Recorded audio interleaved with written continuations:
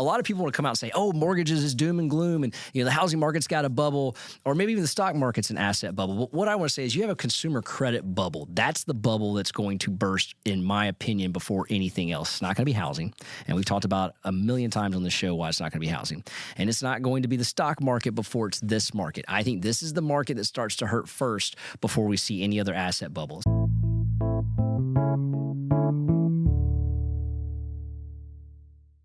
Welcome back to the What You Want podcast. I'm your host, Quinton Harris, as we are dialed in for episode 136, where we're going to talk a little bit about buy now, pay later, and then this revolving door of debt that's going on. Before we do, we had the Super Bowl on Sunday here, and I just saw where it was the most watched Super Bowl in the history, up 7% from last year's most watched Super Bowl. And I often ask myself, is this the Taylor Swift effect taking place right in front of us in another aspect? We did the whole Swiftflation. Now we're kind of seeing a little bit with the NFL, and it's definitely super interesting, the new audience that's come to the NFL and the abundance of people that are watching and tuning in to that. And I often joke that maybe Taylor will turn her attention to the mortgage market and start talking about how great mortgages are, and we can kind of elevate that as well. So here's to hoping. Let's jump right into the buy now, pay later. So interesting. So if you're not familiar with buy now, pay later, you probably see it anytime you make a transaction online, whether it's retail or technology. There's always the, hey, 4 installment payments, 6 installment payments, and you can buy this, own it, and then pay over time. And obviously, when you're doing that, some of the challenges that come with it is that you're actually taking away disposable income. You're taking away the consumer's ability, or the consumer's taking away their ability to have the residual income to buy other items. And so what I want to do is talk a little bit about these numbers. It's not a new topic. We've been talking about things like Affirm and Credit Karma and all those things on here for quite some time. But what we want to discuss today are some of the impactful numbers that are coming in regards to this, and then kind of imply how that's leading to potential debt issues, along with some of the revolving credit card data we just got from the New York Fed last Friday. So buy now, pay later. It's been on the rise for some time. Affirm is the most popular one that you see on there, but again, allows consumers to essentially buy something and then pay it off through usually 4 to 6 months of monthly installments to pay off that item. So, for example, if you were buying an item that's, let's say $1,000, just for the purpose of this conversation, if you're paying it off in 4 installments, that'd be $250 per month, and it would be paid off. So, roughly 88 million adults. 88 million adults, that's the equivalent of like 34% of the population of adults, are now using buy now, pay later. So 88 million people are now using this, which is a staggering number. Essentially, that's 88 million people that don't have the money right now to buy something or buying it so they can pay later to get it. That's up 12% from 2022. Those that are utilizing this right now, can obviously take the 4 installments as I'm talking about to pay it out. But that 15% of the people that are using it are making larger payments to pay it off over a quicker payment of time. But that's also leaving 85% of the people that are fulfilling that obligation and taking it out over the time. And again, taking away their ability to have discretionary income in the market. And, when we see these retail sale numbers come out, and, we get retail figures every month that talks about retail sales are up. Some of the challenges with those numbers is that it is including this buy now, pay later, and it's including deferring debt and making payments on it, again, taking away future ability to buy things if you are tying up your income to pay off the debt that you currently have. And so during the Christmas season and the holiday season, this is no surprise that the retail number of sales were up, but a lot of it was driven by the buy now, pay later and credit card spending as well. And so this is something that I think is interesting, because just to kind of give you an example, and I think this was illustrated so well. Shout out to our friends at MBS Highway, Barry Habib, Dan Habib, always on the cutting edge of this information. And right as we're structuring the podcast, classic Barry drops this on everyone, and I just want to give credit where credit is due here. But essentially, he said, hey, listen, I want to break down the numbers for you and show exactly what this means. And so if you have 85% of the adults that are paying this, paying the portion of this buy now, pay later over time, I want to kind of show you what it does. So the difference in that versus a credit card debt. Now, we know credit card debt, as we've done tremendous episodes on, use a minimum payment, which is much different than an installment loan, because an installment loan is going to traditionally be a much larger payment and pay out over a period of time. In this particular case, what I want to show is the income that is in the spending of the consumer that's tied up during this time. So if you had an $1,100 debt. And the reason I use that number is that's the average amount of debt the consumers took on during the holiday season, an additional debt of $1,100. So if you use that and you were to pay that off over the allotted time period for this buy now, pay later, you're going to see that turns into about $105 a month. And at $105 a month, Difference for that same amount on a credit card is $32. By no means am I lobbying to put it on a credit card. It's not what I'm saying. I just want to show the difference in what is being tied up in the spending. So you got $105 on a buy now, pay later versus $32 on a credit card. That is discretionary income that is being tied up for future expenses that could be used to either pay down debt or to stimulate the economy in the form of spending. And so where I'm going with this is that this is going to catch up to the spending of the consumer. And we're going to start seeing retail numbers at some point, probably in the next 60 days, come in slightly lower than expected because of this right here. You add this into the next section I'm going to talk about, which is from the New York Fed, and you'll see where I'm going with this. So the New York Fed gave their Q4 report for 2024. Now, I always love getting this data for them because there's some specific things in here that you just don't get from other reports. Number one is not only the credit card spending, but you can see the default rates and what's happening on the 30-day lates and the 90-day lates in credit card. And this is something where, I've been forecasting that there is a consumer credit, possible disaster brewing on this side. A lot of people want to come out and say, oh, mortgages is doom and gloom, and the housing market's got a bubble, or maybe even the stock market's an asset bubble. But what I want to say is you have a consumer credit bubble. That's the bubble that's going to burst, in my opinion, before anything else. It's not going to be housing. And we've talked about a million times on the show why it's not going to be housing. And it's not going to be the stock market before it's this market. I think this is the market that starts to hurt first before we see any other asset bubble. So let's talk about why. So in the fourth quarter alone, the United States household basically debt schedule, that includes everything from mortgages, credit cards, student loan debt, and then auto loans. This went up by $212 billion with a B in the fourth quarter. That went up. Now, this is one of the higher spending months because of the holiday season. However, that is up significantly from what it was in 2023. Another thing I want to bring perspective on here is that credit cards, of that 212, credit cards made up 50 billion of it. So of that debt expenditure in 212 billion, 50 billion of that was credit card debt. To offer some additional perspective, auto loan debt was only 12 billion. So we're talking 4 times greater spent in credit cards than on automobile loans in debt in the fourth quarter. Mortgages led the way with 112. Now, Money Magazine published an article here last week that I thought was really good. It talks about how the average consumer's debt has actually gone down from 2020, basically from 2019 to 2023 in this post-COVID era. Now, it was interesting because they drew a lot of paradigms. Northwestern Mutual did a survey of about 2,700, specifically 2,740 individuals, and basically were able to survey the debt, correlate that out, and get it down to an average number. And they're suggesting that the debt went from in 2019 from 29,800 to 2023 to 21,800. Now, there's a couple of things in this article that I don't think got mentioned in there quite that is important, that there is a greater population number now in 2023.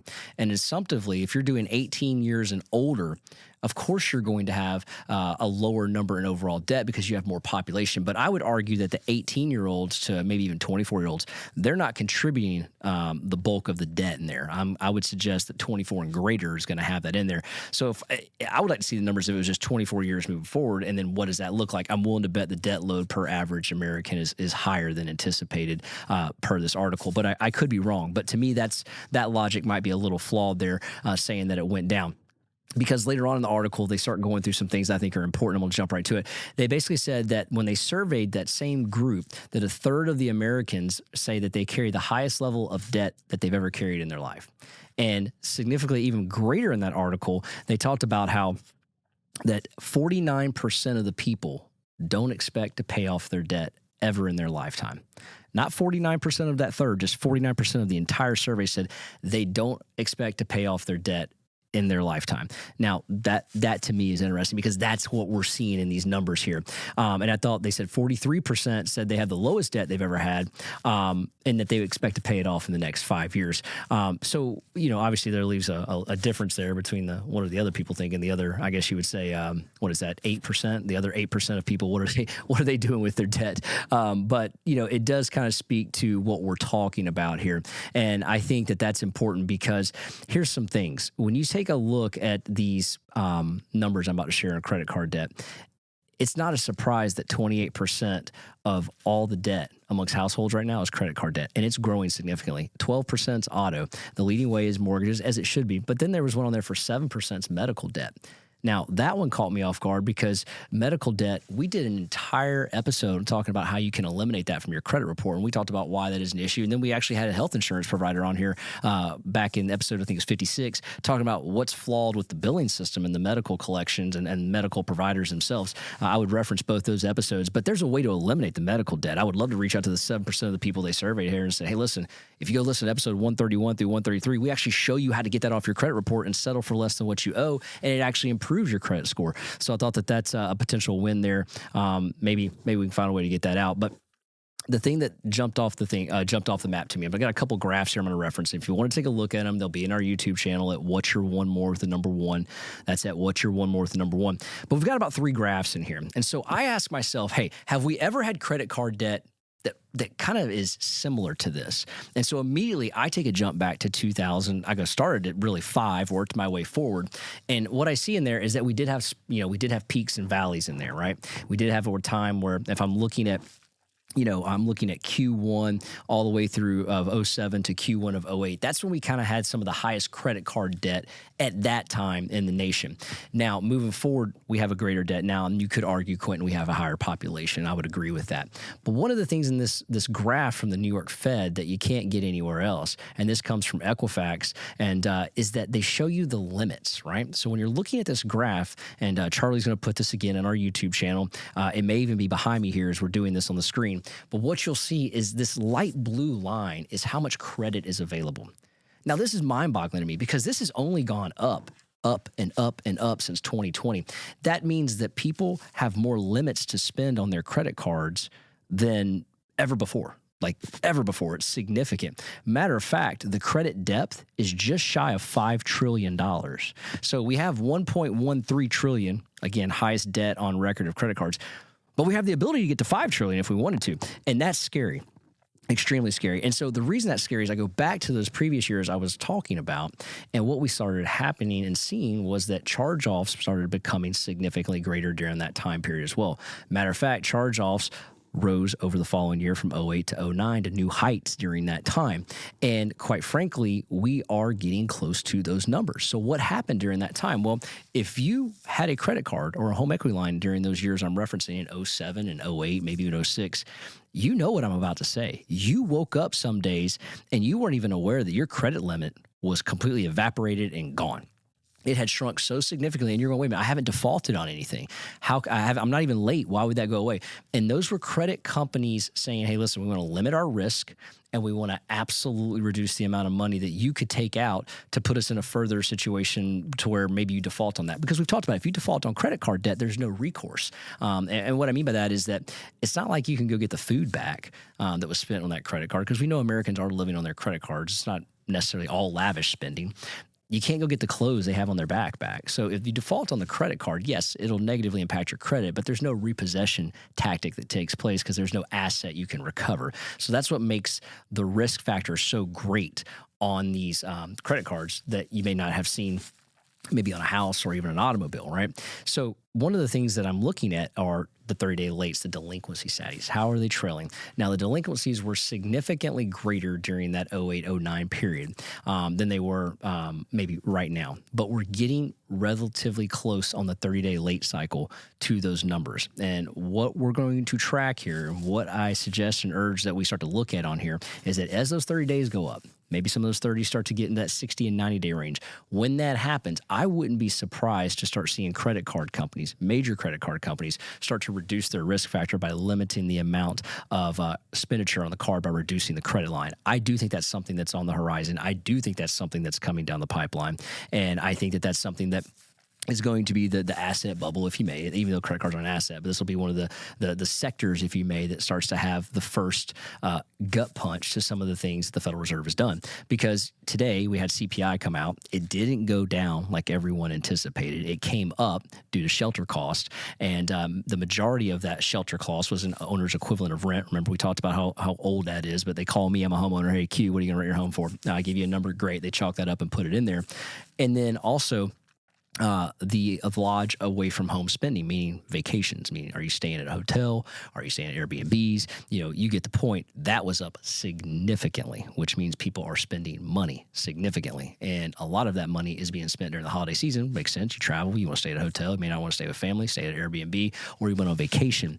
But that money's being put on credit cards, which is why we're seeing a significant jump. Not everybody's doing it, but there is a vast majority of the public doing it. So this is something we're going to continue to pay attention to. I think it's a leading indicator right now of how bad the economy is because the savings rate's down.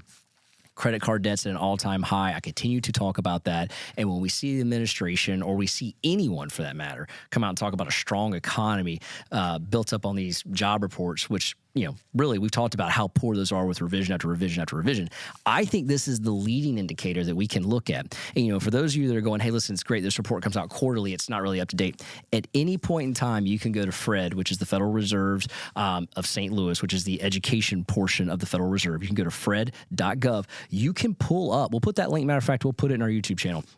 You can pull up the credit card spending rate, and they update it weekly. So you can track this weekly, just like we do the other leading indicators for the jobless claims report and the mortgage applications for purchases. So this is something that is live and that you can track. I suggest, if you're in the financial industry, if you're a real estate agent, if you're a mortgage lender, this is one you're going to want to add to your board of things to watch because it is an indicator, I think, that leads to possible refinance booms. It also leads to the ability to buy homes later on and the purchasing power of that, maybe even a debt consolidation through purchase. Daniel talked about that in our last lending update. It's a very popular tactic. There's a lot of things you can do with this data that I think is extremely significant and definitely is going to lead the way for I think the next potential clash that the Federal Reserve is going to have to deal with. So till the next episode, I hope you guys are enjoying this one. If you do, please 5-star review this podcast. If you would, it's on any platform that you listen to, but specifically on Apple, if you could leave us a comment, some sort of feedback, I greatly appreciate it. We have people kind of come up to us all the time and go, hey, I love what you guys are doing with the show. It really kind of gives me a jump start on my day. It arms me with things that I can talk to our customers or consumers about. Hey, we greatly appreciate hearing that. It means the world to us. But if you could throw that on Apple Podcast for us as well, or even in the YouTube comments, it would be even better so people outside of our market can see and hear that as well. Guys, thank you for tuning in. We'll see the next episode of What's Your One More. I got one more shot, I'm gonna make it. One more chance, I'm gonna take it. I meant it when I said it, now it's time for me to do it. I got one life to live, so I put my all into it, yeah.